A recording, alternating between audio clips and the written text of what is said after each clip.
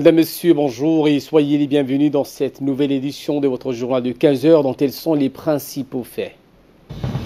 Le chef de l'État Ismaël Omar Guelleh a visité aujourd'hui les installations militaires chinoises à Doralé et ce à l'occasion des célébrations de la fête nationale de la République populaire de Chine. Ouverture solennelle des travaux de l'Assemblée nationale. Suite au séisme suivi d'un tsunami, l'Indonésie fait à l'aide internationale. Voilà pour le sommaire. Bienvenue sur Télé Djibouti. Le chef de l'État Ismaël Omar Guelleh a visité ce lundi 1er octobre les installations de la base militaire chinoise à Doralé. Cette visite a eu lieu concomitamment avec les célébrations de la fête nationale de la République et une année environ après l'inauguration de la base militaire chinoise qui est la première sur le continent. Cette base de soutien logistique de l'armée de libération de la Chine populaire a été mise en service le 1er août 2017. L'ambassadeur de Chine à Djibouti a indiqué que cette visite s'est faite à l'invitation du président chinois Xi Jinping. Au cours de cette visite, le chef de l'État était accompagné d'une importante délégation comprenant notamment le ministre de la Défense chargé des relations avec le Parlement, M. Ali Hassan Bahdoun, le chef des corps des armées, le général Zakaria Cheikh Ibrahim, le directeur de la sécurité nationale, Hassan Saïd Khairé, le secrétaire général de la présidence, le chef d'état-major de la garde présidentielle, ainsi que d'autres hauts responsables civils et militaires. À son arrivée sur le lieu, le président Guelleh a été accueilli par le commandement de la base, puis a passé en revue un détachement venu lui rendre les honneurs.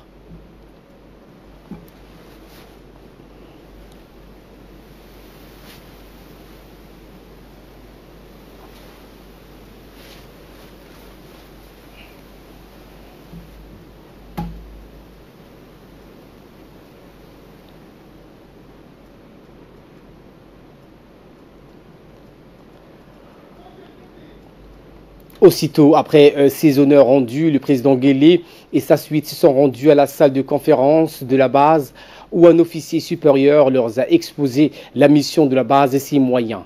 Au cours de cette présentation, les différentes phases de construction de la base ainsi que ses différentes composantes ont été retracées. L'ambassadeur chinois à Djibouti, Zhou Ruichang, a pour sa part relaté à l'occasion de la fête nationale de la Chine populaire le 1er octobre les relations d'amitié et de coopération qui unissent les deux pays depuis 39 ans. Le diplomate chinois a également souligné que cette visite du président Guelleh n'est autre qu'une marque de confiance. Elle se fait à l'invitation officielle émanant du président chinois Xi Jinping.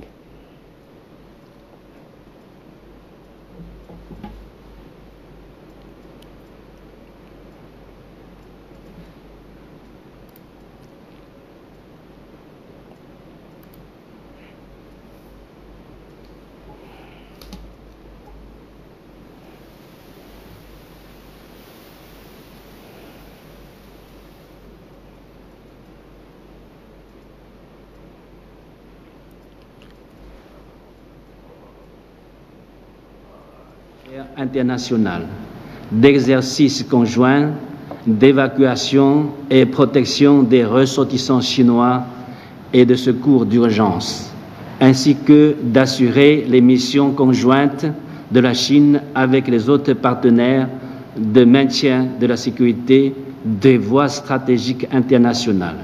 La base de soutien de l'APL est construite purement au service de la paix et constitue une composante de la coopération Chine-Afrique sur la paix et la sécurité. Pendant les 10 dernières années, c'est-à-dire depuis 2008 jusqu'à aujourd'hui, la Chine a envoyé au total 30 flottes de la marine dans le golfe d'Aden et au large de la Somalie pour avoir escorté plus de 6000 navires chinois et étrangers, y compris les navires des pays occidentaux et de l'ONU, apportant par là une garantie importante et efficace à la sécurité de la navigation dans la Corne de l'Afrique. Avec la création de cette base, la Chine remplira mieux ses obligations internationales par ses missions d'escorte et d'aide humanitaire dans la région, lui permettant de jouer un rôle croissant pour la préservation de la paix et de la sécurité dans le monde. Prenant la parole à son tour, le chef de l'État Ismaël Omar Guelleh a indiqué que cette visite s'inscrivait dans le cadre de l'approfondissement des relations d'amitié et de coopération entre la République de Djibouti et la République populaire de Chine. Écoutons les propos du chef de l'État. Pour dire notre joie de nous retrouver aujourd'hui parmi vous à la base de soutien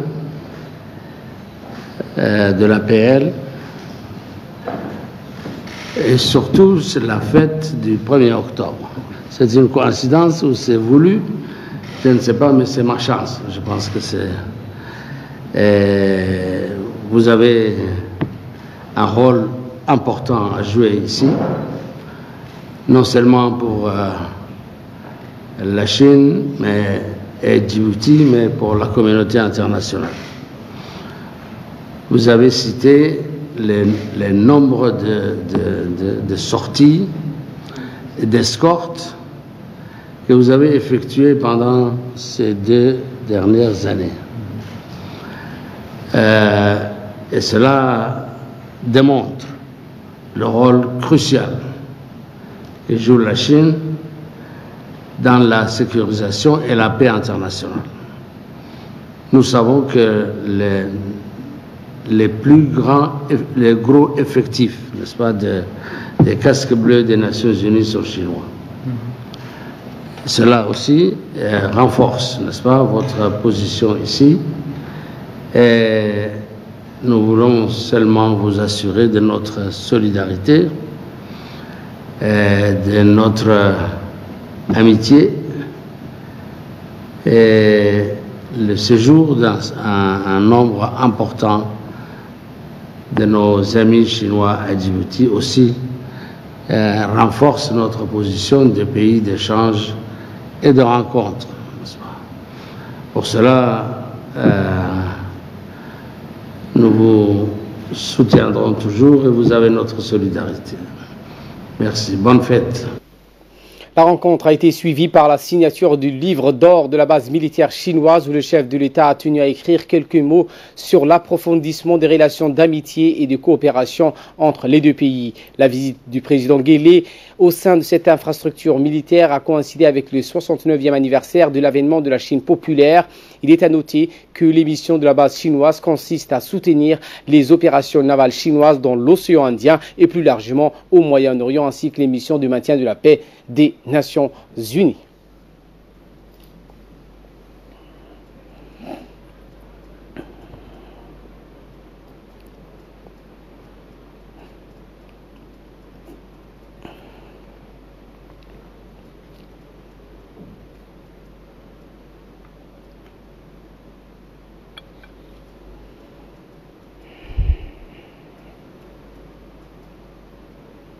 Le président de la République a eu droit ensuite à une visite guidée des installations militaires en compagnie du commandant de la base chinoise et du haut commandement militaire djiboutien.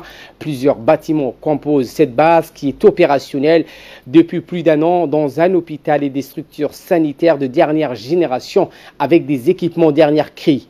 Le chef de l'État a eu l'occasion durant cette visite de recevoir les explications nécessaires sur le fonctionnement et la composition de cet hôpital militaire installé à l'intérieur de la base. Ainsi, il a pu visiter les différents locaux de service du bloc opératoire, des salles d'hospitalisation, la salle de scanner de l'IRM, la salle de vidéoconférence, entre autres. La visite guidée a été fort appréciée par le président de la République et les hauts responsables djiboutiens présents sur place.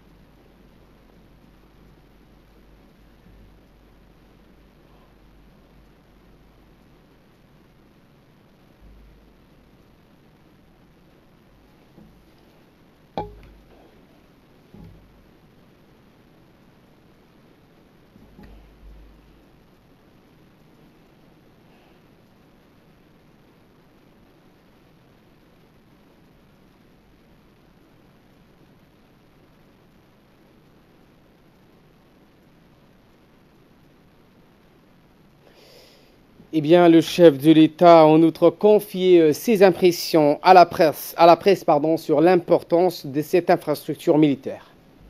Les actions sont terminées, n'est-ce pas, en une année. Je vois que Wayne Balakaptay, et j'ai profité de cette occasion du 1er octobre, qui est la fête de l'armée populaire de libération de la Chine, n'est-ce pas? Les relations entre nos deux pays sont au top. Ce sont des relations stratégiques. Et nous voulons renforcer. Et le commandant de la base est là, et un grand diplomate qui fait bien son travail. Et la coopération se fait d'après le ministre de la Défense qui est là aussi. Ça se passe très bien et nous sommes très contents de faire cette visite qui doit être visite d'amitié et de solidarité. Merci. C'est l'heure de l'appel à la prière à la Hasse, je vous retrouve dans quelques instants. Et cette ouverture solennelle des travaux de l'Assemblée nationale pour la deuxième session ordinaire de l'année 2018 où les parlementaires ont suivi le programme politique du gouvernement. Cette séance est ouverte sous le haut patronage du président de l'Assemblée nationale, Mohamed Ali Hamad, et le Premier ministre Abdelkader Kamil Mohamed, qui a présenté le programme de l'action gouvernementale. Outre la participation du Premier ministre Abdelkader Kamil Mohamed, des élus nationaux, des membres du gouvernement, les diplomates en poste à Djibouti, les représentants des agences onusiennes, des préfets, des autorités locales et coutumières étaient présents.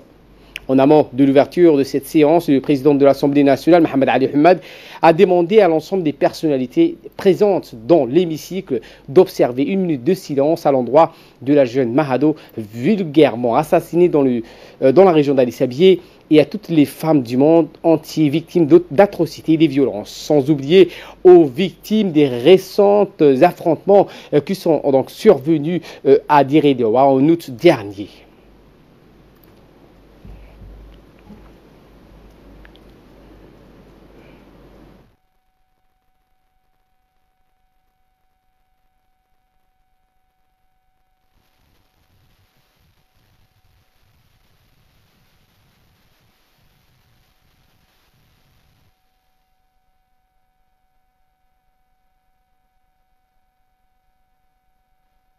D'ores et déjà nous atteler à tout mettre en œuvre.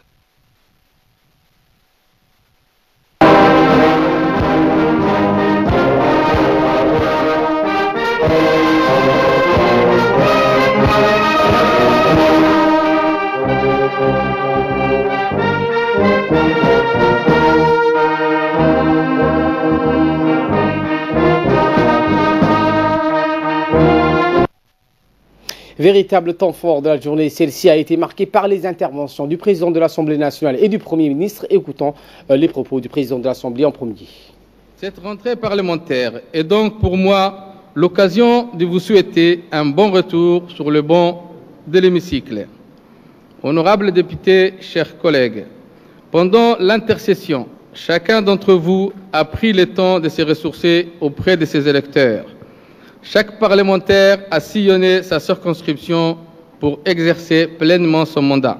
Cette 8e législature a permis d'aborder de nombreuses thématiques centrales à travers des séminaires, des rencontres, de la célébration de plusieurs journées, dont celle de la journée de la démocratie, la journée des enfants parlementaires, la journée ainsi que la journée internationale du parlementarisme. Ensemble, nous avons mené un travail de fond sur la politique d'immigration et d'ouverture de notre pays. Nous avons aussi travaillé sur la diplomatie parlementaire et la promotion du genre.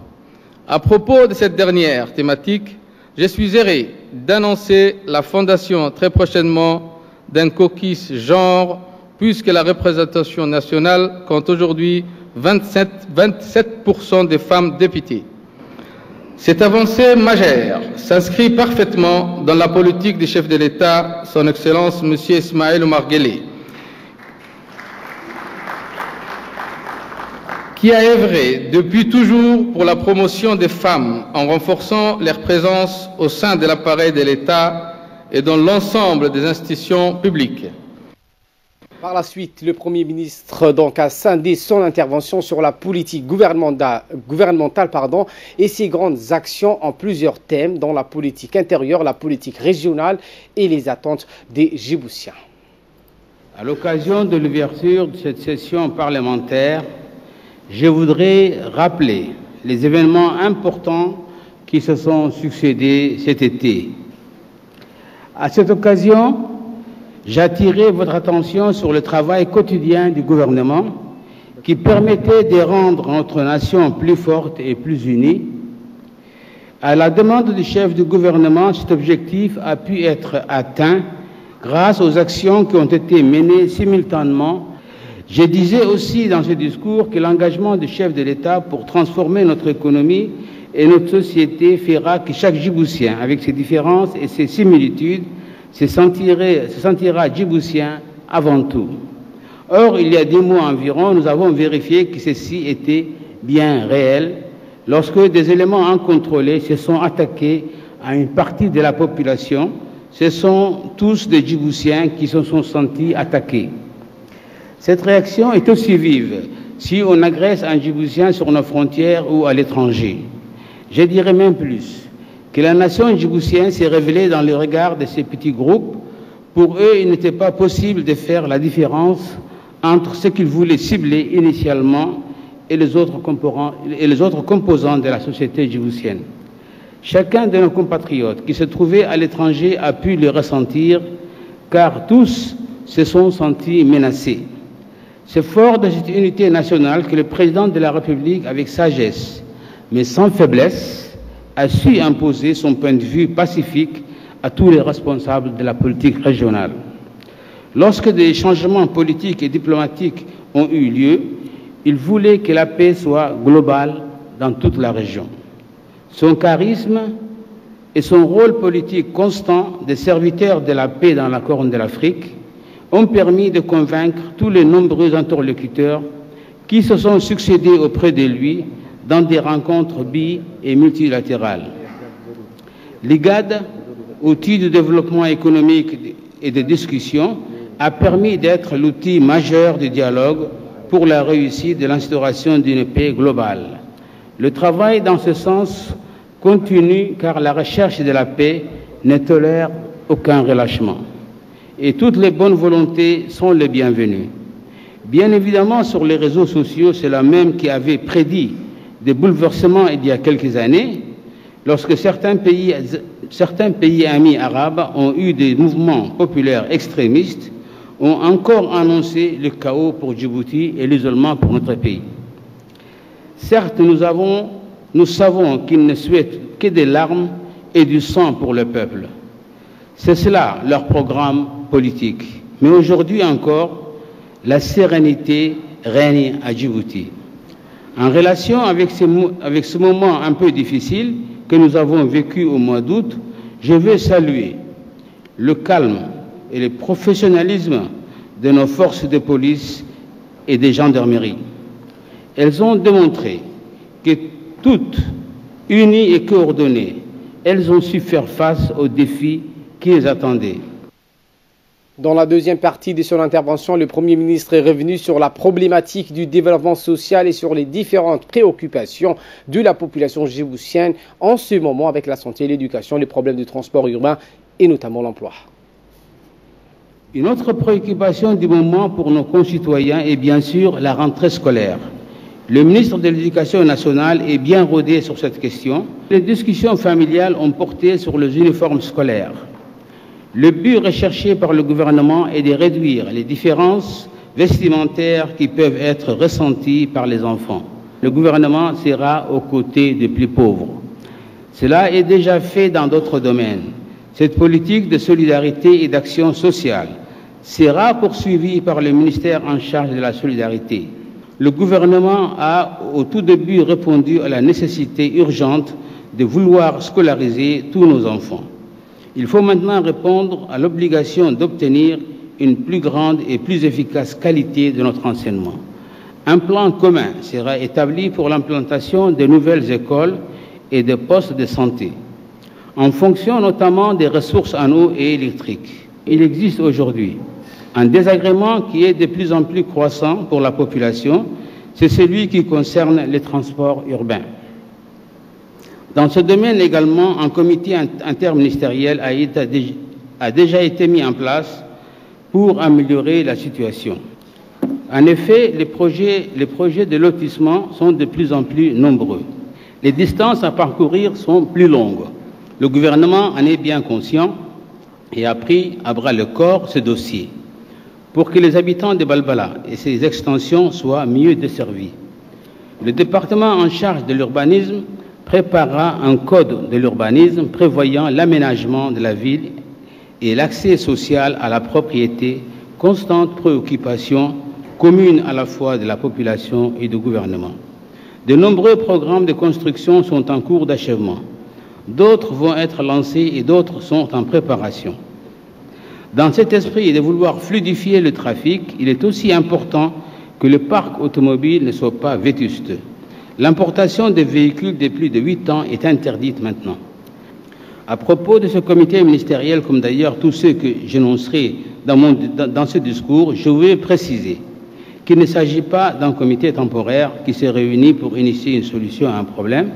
Le chef du gouvernement exige un suivi permanent et la mesure des améliorations faites ou à faire. Et nous a donné un témoignage en présidant quelques-unes de ces réunions interministérielles à la présidence de la République. La santé de la population a toujours été une priorité gouvernementale, vous le savez. Le département ministériel qui en est en charge fait tous les efforts pour cela. Il faut que les importations de nos produits alimentaires comme l'huile de palme ou le lait en poudre par exemple soient surveillées. Je vous ai déjà exposé le projet d'amélioration entre l'administration et les administrés dans mes précédents discours. Ce chantier est toujours ouvert car tous les domaines administratifs sont concernés et les améliorations à faire nombreuses. Ce qui est vraiment nouveau sur ce dossier aujourd'hui, c'est que la commission interministérielle qui en est la charge devra établir des indicateurs qui permettront objectivement de mesurer les progrès obtenus.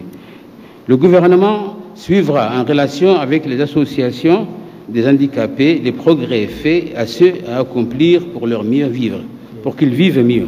Nous savons tous aussi que la population attend que la situation s'améliore dans la vie des régions avec la mise en place de la décentralisation. Un autre souci majeur de la population auquel le gouvernement veut inlassablement apporter des réponses concerne bien sûr l'emploi. La vision du président de la République n'est plus une promesse, mais est devenue une réalité en un peu de temps. Djibouti est toujours un petit pays, mais un pays qui grandit, et grandit vite. Ces choix de partenariat sont aujourd'hui gagnants pour tous. La conférence des présidents de l'Assemblée nationale s'est tenue en marge de la séance plénière ce lundi 1er octobre dans les locaux du Parlement en vue de fixer l'ordre du jour et la date d'une séance extraordinaire. La conférence des présidents s'est penchée en premier lieu sur la transmission à la commission permanente compétente des projets de loi en instance qui sont au nombre de 7, à savoir le projet de loi portant approbation des comptes financiers de Djibouti Télécom, le projet de loi portant approbation des comptes financiers de Djibouti Télécom pour l'exercice 2015 au Parlement le 26 juin 2018. Le projet de loi portant approbation des comptes financiers de Djibouti Télécom pour l'exercice 2016 et d'autres projets allant jusqu'à 7 projets.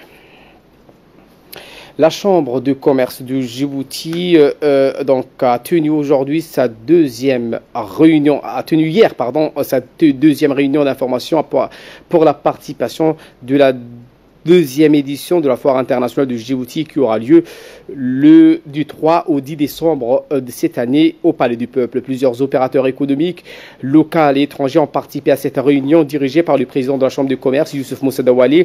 La réunion d'information a également vu la participation, outre du président, de la secrétaire générale de la Chambre de commerce, Mme Hiba Ousmane, et d'un invité de marque, l'ambassadeur de l'Indonésie à Djibouti, M. Iman Santassou.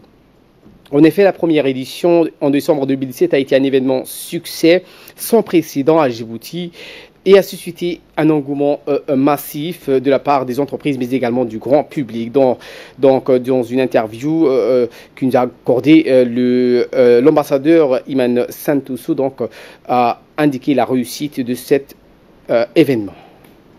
Dawaleh, il est connu bien. Il a visité Indonésie plusieurs fois.